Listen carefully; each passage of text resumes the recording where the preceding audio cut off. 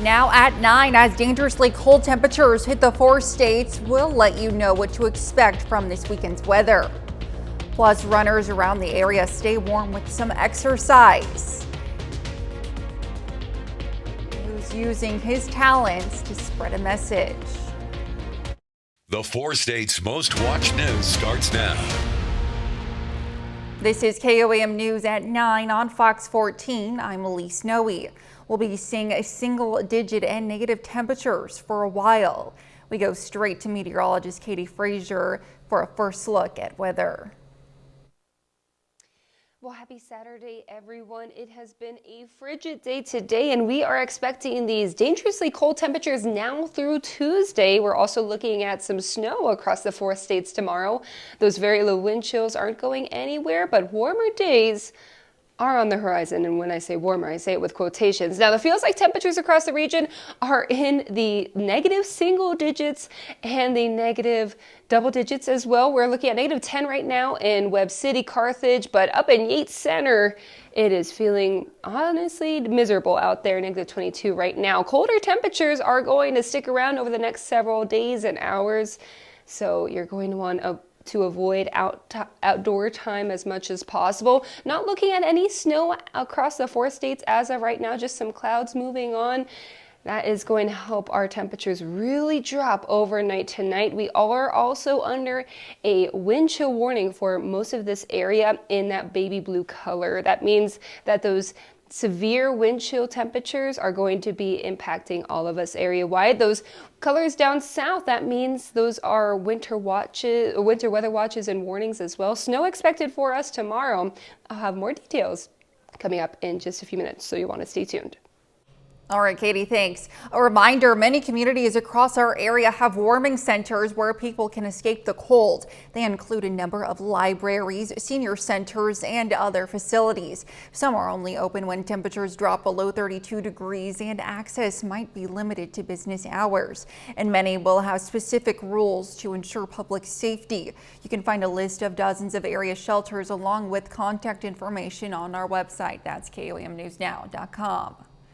Runners around the area stayed warm today with some exercise. The Joplin Road Runners hosted a Frosty 4 trail run at Morse Park. Awards were given out to the winners from each category, top male and female, and top in age graded performance ranking. All participants received medals following the run.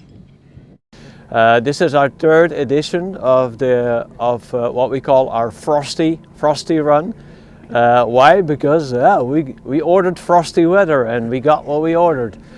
The last 2 years we were able to provide enough money for over 500 meals for Neosho Hope Kitchen. So we want to continue that tradition. Today's trail run was about 4 miles. Well, George Washington Carver National Monument today remembered Martin Luther King Jr. with a documentary called In Remembrance of Martin. They featured personal reflections by people who recall his career and leadership in the civil rights movement. It's family members and people that knew Dr. King, and they're kind of talking about it talks about his journey. It talks about different speeches, different actions of his life between the 50s and the 60s leading up to his death. The monument will be showing the documentary again tomorrow and Monday at 1 p.m. From the opening from Michael Bublé to traveling the world, comedian Keith Terry has found success from his art. He's now using that art to spread a message. KOAM's Anthony Saviello has more. Mama, you call us? No, I'm choking, boy. I'm choking. Keith Terry is an Arkansas native with a talent for making people laugh. I got stories for days, man. Stories for days. But more than that, he uses his talent to spread a message. How did that happen? Love. Just say the word love. Say the word love and frown.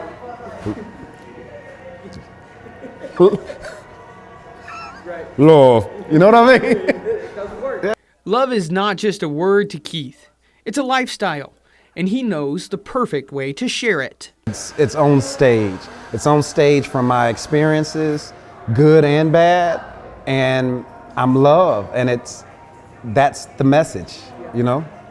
Just a few years ago, Keith found himself in a low spot after suffering losses in his family and Keith himself having health issues. I passed after I died. Over 2 minutes gone. No oxygen. I'm not on this earth. Welcome to Joplin. It was 20 degrees yesterday. It's 70 degrees today. Through that hardship, Keith began a new part of his life, and it started here in Joplin. Because Joplin was the first headline in my first performance. This right here, this shot is after I got out of the hospital, maybe a week or two. I had made a choice that every single day I was going to be the best version of myself, and I was going to make the right decision. Life is choices and options, and that's the choice I made, which dictates the options that I get. And like after losing everything in life, including your life, and then making a conscious decision to be like, I am more of what I am than who I am. Who I am is things that come from this world. What I am is in the universe is I'm love. Keith plans to show that love right here in Joplin, at the spot that gave him new purpose. He just has one small request. Turn the phones off first, you know. And one last piece of advice. Forgive yourself, whatever it is. One of the hardest lessons, you dig, was forgiving myself. Didn't even realize how important that was. So that's what I want. Reporting in Joplin, Anthony Saviello, KOAM News. Keith will be performing at the Roxy Event Center on January 26th at 8 p.m. For more information about tickets, you can visit our website, KOAMnewsnow.com. Well, research shows 4 states remember Martin Luther King Jr. with a documentary showing. KOAM News at 10 is next. Well, the older we get, the more aware we become of wrinkles, which prompts us to seek ways how to fight it constantly. But new research can help us understand why they appear in the first place. Analysts from the University of California, San Diego, together with L'Oreal Research, say that a bacteria that lives in the skin may be to blame. The team analyzed the data of nearly 700 women ages 18 and 70 and found that the larger variety of germs on the skin, the more refined lines around the eyes. It helps your body absorb calcium. It's an important building block for strong bones, but research has shown many adults and children in the U.S. don't get the recommended amount of vitamin D. Mandy Gaither has more on the impact that it has on the body and how to know if you're vitamin D deficient. It can come from fortified foods, and exposure to the sun can also help our bodies make vitamin D. When we don't have enough of it, there can be a significant impact on health. Skeletal issues, muscle function issues, immune system compromise, potential links to chronic diseases, and mental health effects. Dr. Matthew Goldman with Cleveland Clinic says this time of year, when there's less sun exposure, people are at higher risk for vitamin D deficiency, and many of the symptoms are often overlooked, including fatigue, bone or joint pain, muscle weakness, muscle cramping, and mood changes. If you're concerned you may be deficient, Goldman says to see a doctor for an accurate diagnosis and treatment options. The 25-hydroxy vitamin D blood test is the most reliable method for diagnosing vitamin D deficiency. Once you're aware of a deficiency, Goldman says you can do something about it. Eat vitamin D-rich foods like fatty fish, egg yolks, cheese, mushrooms, and milk. Healthy amounts of sun exposure and dietary supplements can also help. The recommended daily allowance for most adults is 600 to 800 international units, but some individuals may require higher doses, especially if they're deficient. It's important to follow your healthcare provider's recommendations and guidance because high doses of vitamin D can lead to toxicity. Katie is next with a complete look at the forecast. And later, thousands of flight cancellations causing headaches for travelers taking to the skies.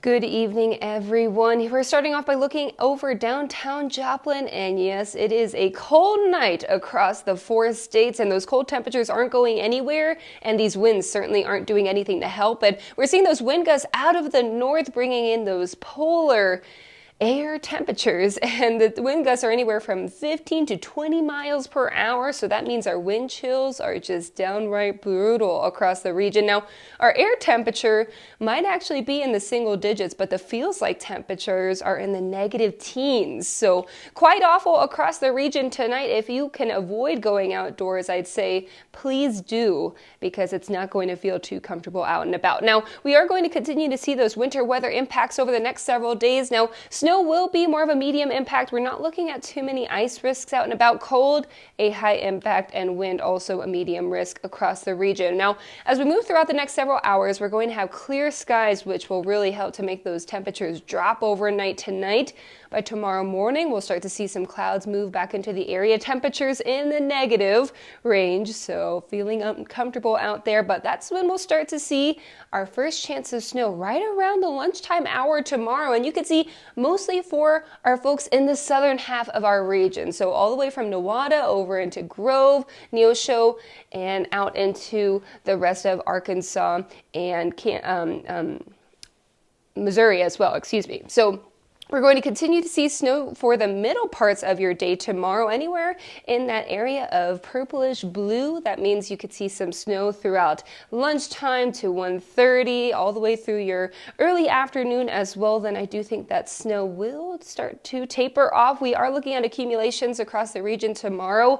And then by Sunday night into Monday morning, we will see another chance of some spotty snow showers across the region. Not seeing too much accumulation out of those, but this is Monday, 9:30 in the morning. You could see some scattered showers, some snow showers across the Joplin area. So we're going to continue to track snow over the next couple of days. Here's what I'm looking at as far as your snow accumulation forecast. The area in dark blue, we are looking at anywhere from 2 to 4 inches. So those are your locations in northern Oklahoma and northern Arkansas as well. The areas in light blue, such as Joplin, Neosho, and Miami as well, 1 to 3 inches will be possible over the next day or so. Areas up north, looking at lower snowfall totals for you, anywhere from trace to a half an inch or about 1 inch. Those feels like temperatures feeling awful across the region. So once again, if you could avoid going outdoors, I would certainly say do that. Here's what we're looking at for your Saturday.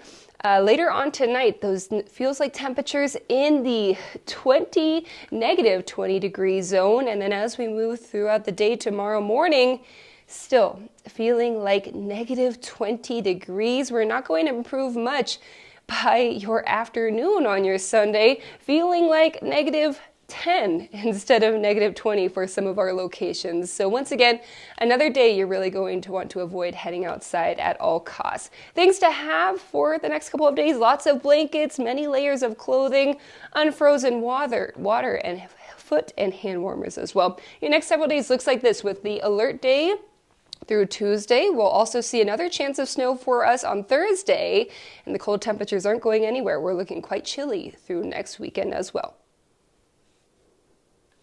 All right, thanks, Katie. Well, over the last few years, the mayor of Kansas City has been winning Chiefs championship bets with other mayors. Yesterday, with the help of a local barbecue restaurant, he offered up another bet with the mayor of Miami. Alan Shope has more. In a call to Miami's mayor on Friday, Quentin Lucas explained what was on the line this weekend. We would send over some of this outstanding LC's barbecue, then of course some good Charlie Hustle, very distinctive Kansas City gear. It's become commonplace for the mayor when betting other mayors on the Chiefs to receive other than send. Some cigars, buffalo wings, of course. But he says it's more about promoting Kansas City and the fine restaurants here. A big part of why we do this is to make sure that we're supporting Kansas City restaurants, Kansas City industry. And while it's been a rough season at times for the Chiefs, the mayor believes his team is going to help him collect again this weekend, even if it's a bit of seafood. He says his winnings have arrived in interesting ways, like his bet with the mayor of Houston. A dude flew up with a tray of Mexican food. The mayor says he's had a pretty good run with these bets the last few years, and even with the controversy last year with Cincinnati, he says it never gets old promoting Kansas City. The goal here is, we're trying to make sure we can keep everything nice and low key, and it's always in good fun. There's high stakes, but I believe in our boys, and I I believe that we're going to win, so I happily put up our barbecue every single year.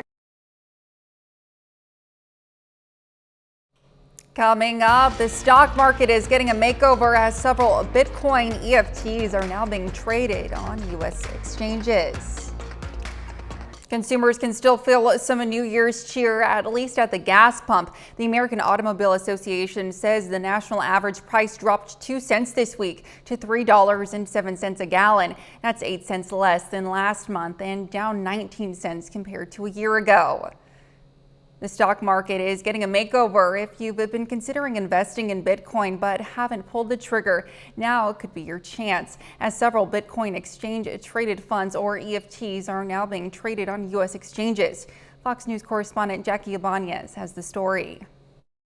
For the first time ever, investors can trade Bitcoin funds on U.S. exchanges like NASDAQ and the New York Stock Exchange. This is really a legitimizing moment for Bitcoin that will lead to the asset being in every pension fund, every retirement account. Every grandma is going to have some exposure to Bitcoin. With the green light from the Securities and Exchange Commission, 11 Bitcoin exchange-traded funds, or ETFs, are now up for trading.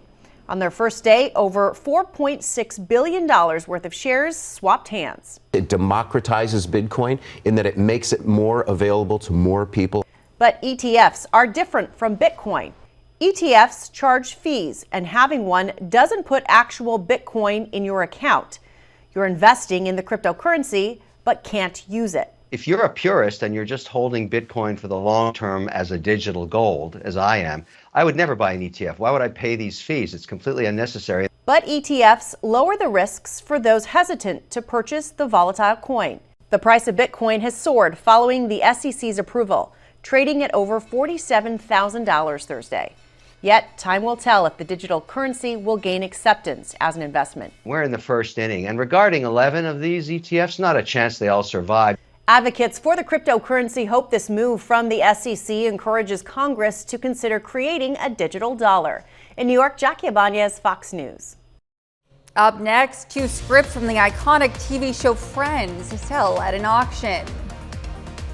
An English auction house has parted ways with 2 of its friends and made a lot of money saying goodbye. 2 scripts written for a 2-part episode of the TV sitcom Friends have sold at auction for $31,700. The scripts came from the show's 4th season, when Ross gets married to Emily but blurts out Rachel's name during vows and Chandler and Monica's romance begins. The seller was a 60-year-old former studio assistant who almost threw the scripts away. 30 more minutes of news, weather, and sports coming your way. Former President Donald Trump ordered to pay hundreds of thousands of dollars to the New York Times. We'll have the details coming up. Reaction to the U.S. and British airstrikes against Iran-backed Houthi rebels in the Middle East. More than 60 targets were struck at 16 locations in Yemen. President Biden says they were in a direct response to Houthi attacks against international maritime vessels in the Red Sea. Fox News White House correspondent Peter Ducey reports. I've already delivered the message to Iran. They know not to do anything. The message: U.S. and U.K. strikes destroying 60 targets at 16 spots controlled by Houthis inside Yemen. We're not interested in a war with Yemen. Turkey's President Erdogan claims that's exactly what the U.S. wants. They are in an effort to turn the Red Sea into a sea of blood. The president's order earned rare praise from Republicans. I do commend the administration for finally hitting back. Democrats are the ones giving the president the hardest time. Progressives like Congresswoman Pramila Jayapal complain this is an unacceptable violation of the Constitution. Article 1 requires that military action be authorized by Congress. What do you say to members of your own party who are saying you needed congressional authorization for last night's strike? They're wrong. The defense secretary monitored the strikes in real time from the hospital. Today, he was gently criticized for misleading his boss about his prostate cancer. Was it a lapse in judgment for him not to tell you earlier? Yes. Nearly 3 years ago, President Biden stopped supporting the Saudi fight against the Houthis. We're ending all American support for offensive operations in the war in Yemen. And for humanitarian reasons, the State Department took the Houthis off a list of terror groups. We are reviewing the FTO, Foreign Terrorist Organization, finding on the Houthis. Officially, there has been no decision about relisting Houthis as a terror group, but the president has made up his mind. I think they are. Oil prices rose today after last night's strikes, and President Biden just said he is very concerned about prices rising further. That is why he says they've got to stop the Houthis. At the White House, Peter Ducey, Fox News.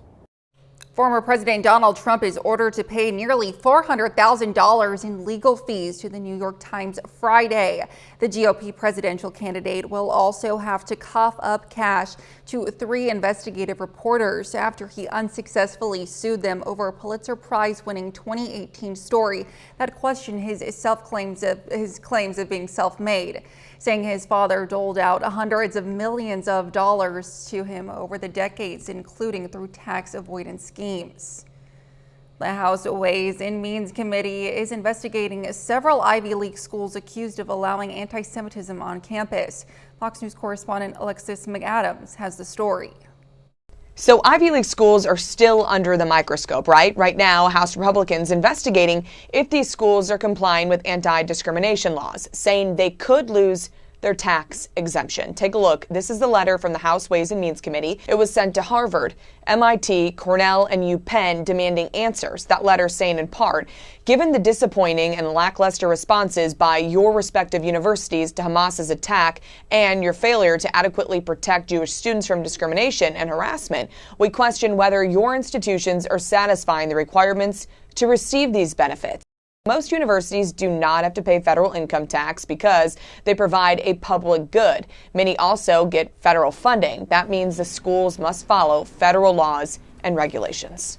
This is American tax dollars that's going into these institutions. Under no way should they protect hate speech. That is against federal law. We're not going to allow that to stand. Those schools have responded to the committee. A Harvard spokesman telling the student newspaper the university is reviewing the letter and will be in touch with the committee regarding its request. MIT says we maintain our steadfast commitment to protecting students' rights to free expression while ensuring that our campus is safe and free from harassment and discrimination, adding that they look forward to engaging with this committee. Also new, Jewish students at Harvard filing a federal lawsuit against Harvard this week, saying that the school, which is America's leading university, has become a bastion of rampant anti-Jewish hatred and harassment, accusing faculty of supporting pro-Palestinian demonstrators with burritos and candies. So the committee gave these schools 2 weeks to respond to the letter and prove they should still get a tax exemption. So we'll keep an eye on that. Reporting in New York, I'm Alexis McAdams, Fox News. Still ahead, a California restaurant is using AI to flip into the future.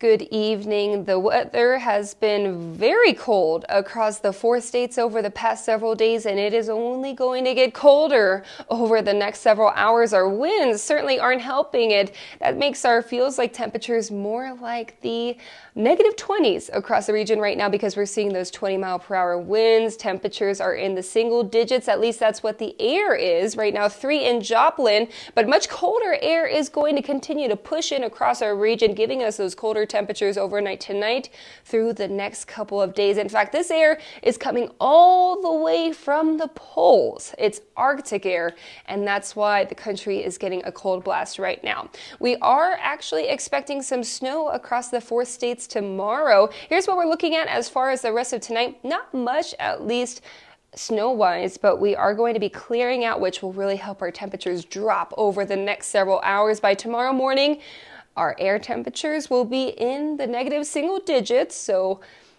quite cold, but then adding in those winds in there, that's going to make it feel even worse. We'll have clouds increase throughout the morning, and then by around lunchtime, that's when we'll start to see some snow move into the area. Now, it's going to focus on the southern half of our area. So Independence, folks, you might see a little bit, but we're really targeting the folks down in Nowata, Welch, Miami, down into Grove, Neosho, even into Joplin. That's what we are looking at accumulation for us tomorrow. It's going to last throughout the middle portions of your day. So right before lunch, I think till about the early dinner hours. You'll be able to see some snow falling from the skies tomorrow. Temperatures quite cold out there, so you want to avoid it. You'll just want to sit inside and enjoy it from the inside versus going outside. Now, by tomorrow evening, we'll have, I think, a break in the snow, but a couple flurries up now for our folks up north. And then from your Sunday night into your Monday morning, we will get another chance of some scattered snow showers across the 4 states. You can see early Monday morning, we have another little batch of some snow moving in across the 4 states. Not looking at too much added accumulation from these showers. It's mostly going to be those snow showers in the middle of your day tomorrow. Here's what we're looking at as far as accumulations go. The areas in white up north, we're not looking at much, about trace ½ an inch to 1 inch possible, but the areas down in blue from Sedan to Independence all the way over to Neosho and Joplin, 1 to 3 inches will be possible. Areas down in blue, dark blue, that is, 2 to 4 inches will be possible there. Feels like temperatures, as we know, going to feel quite brutal out and about. So if you have any friends and family that you need to check on, you definitely should, because this is a day where it is going to be dangerously cold tomorrow. It feels like temperatures by tomorrow morning in the -20s across most of the region.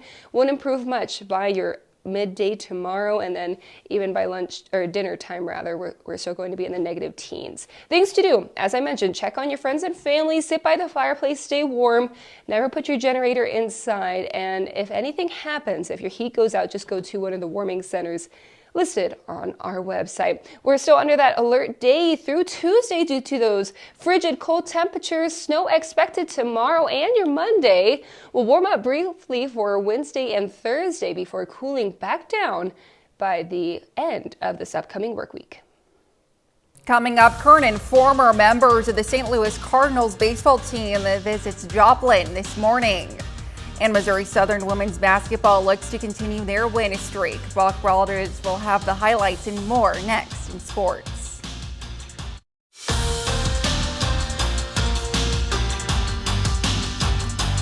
The Missouri Southern Lions women's basketball team has been on an absolute tear this past month. The Lions have won 7 straight games, and 4 of those 5 wins have been against opponents ranked top 20 or higher. Missouri Southern back home after their short rest. The Lions face Nebraska Kearney this afternoon. Start things off in the first quarter, and it's Mia Topping who scores the first points of the game. She gets the 3 ball. Nothing but net there. Lions lead by 3. Next possession, Topping goes to Mira Khan. She flushes home the 3-pointer. Lions up by 1 early. Still in the first, off the inbounds play, Caitlin Honeycutt gets it off quickly and buries the jumper. Lions really spreading out the wealth around today. In the second quarter, Kennedy Roach, the former Red Raven, and Vanita Hornet knocks down the 3 ball at the top of the key. Lions lead by 10 going into halftime. So we head to the second half now. Chrislyn Jones steps back and puts it in.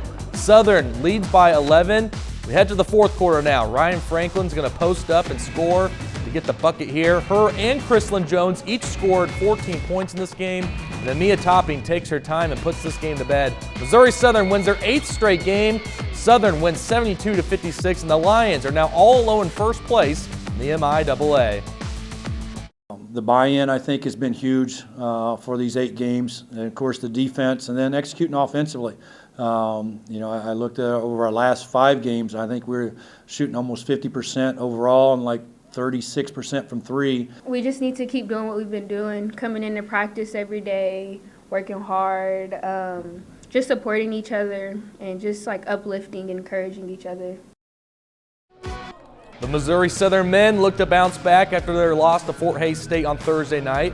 Lions hosting the Kearney Lopers here in this game in the opening minutes. Vincent Sigmund Jr. drives to the rim and gets the finger roll lay-in for 2 points.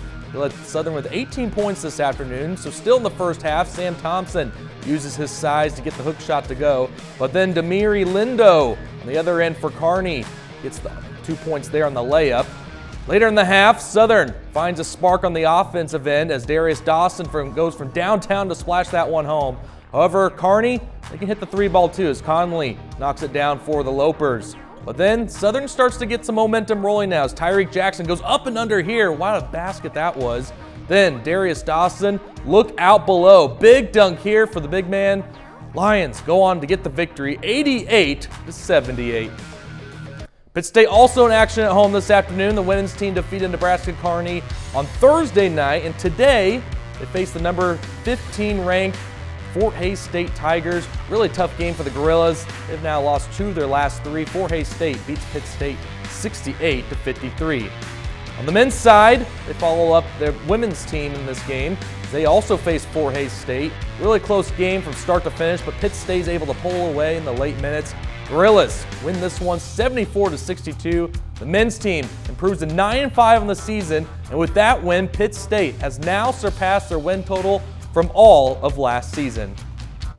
Well, spring training begins in just over a month, and the St. Louis Cardinals head to Jupiter, Florida before they prepare for the 2024 season. But today, the Cardinals take a visit to Joplin on the campus of Missouri Southern for their annual Cardinals Caravan.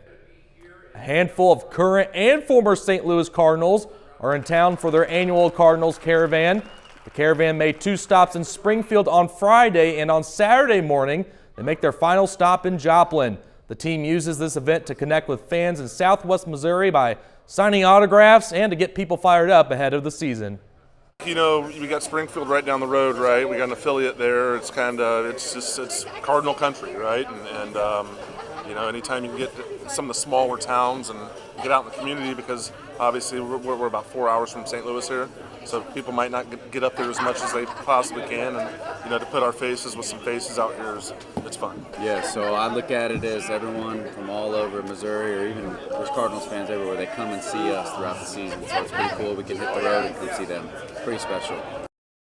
And let's look for sports. We'll be back right after this. This Pasadena, California restaurant promises new technology without sacrificing taste. It's using AI to flip burgers and crisp up fries to your liking. Fox's Susan Hirasuna has more on this story. Piping hot and crispy French fries served fast thanks to Flippy. At Cali Express by Flippy, automation and this robot mean frozen French fries drop here. Then Flippy moves the basket into the fryer. Cameras keep an eye on the potatoes, and AI ensures they're cooked to perfection. How when you cook something, it impacts the quality. Like if you tie it into how the customers react to it, you could learn that to, for example, say, oh, actually customers like the fries a little crispier. Cali Express also boasts this automated burger grill. And as the orders come through the Pop ID kiosks, sends a signal over to the burger chef. It grinds it per patty, per order, in real time. The burger chef is open to demonstrate how fast a Wagyu burger can be cooked and served. Both Burger Chef and Flippy could be the answer to traditional fast food restaurants worried about rising wages and worker disinterest in the jobs. There's usually typical issues with food safety. Employees will burn their arms due to the splatter or what have you. And it's also a very grueling, task-oriented job. And it's hard to find. Even with wages increasing, people don't want to work on the grill anymore. This is a complete game changer. I mean, you might have 6 to 12 people working in a restaurant during the rush. We have 2, maybe 3 if it's a really high capacity location. There's more technology to order at this kiosk. Facial recognition means the Cali Express can remember you, your preferred payment method, and your favorite order, and it's as fast as 1, 2, 3.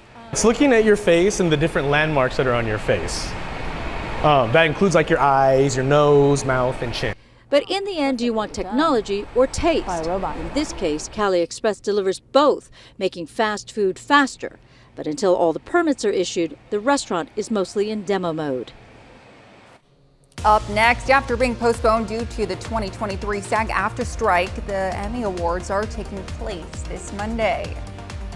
It's almost time for the Emmy Awards airing on Fox Monday night. And we have a preview of what's in store from Anthony Anderson hosting the 25th anniversary celebration plans to what's on the menu for the stars. Here's Fox's Ashley Dvorkin. The stage is set for the 75th anniversary Emmy Awards on Fox, and we're bringing you a look behind the scenes of TV's biggest night. Stars of the small screen will soon take their seats to find out who wins Emmy's Gold. Host Anthony Anderson shared his plan for the show includes jokes, some jabs, and music. I'm definitely going to make fun about Jason Sudeikis. He's been my downfall for the last few years. We're going to open up the Emmys with a musical number. paying tribute to some iconic shows, and I'll be singing their theme songs, and I'll have Travis Barker on drums on stage with me along with some other people. The musical number is part of celebrating the 75th year.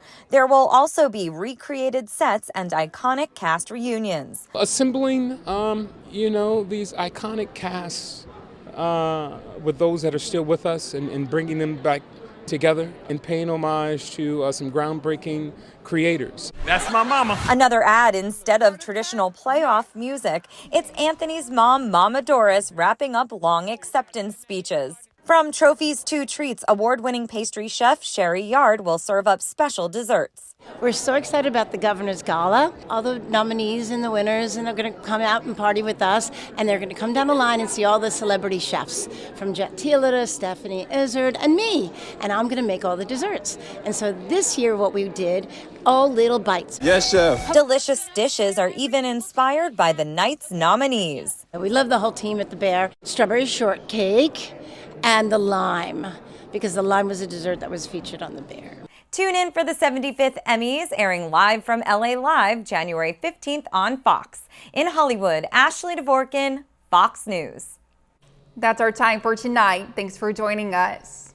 We'll leave you with video of baby monkeys at the San Diego Zoo. We'll see you back here next time. Thanks for making us part of your night.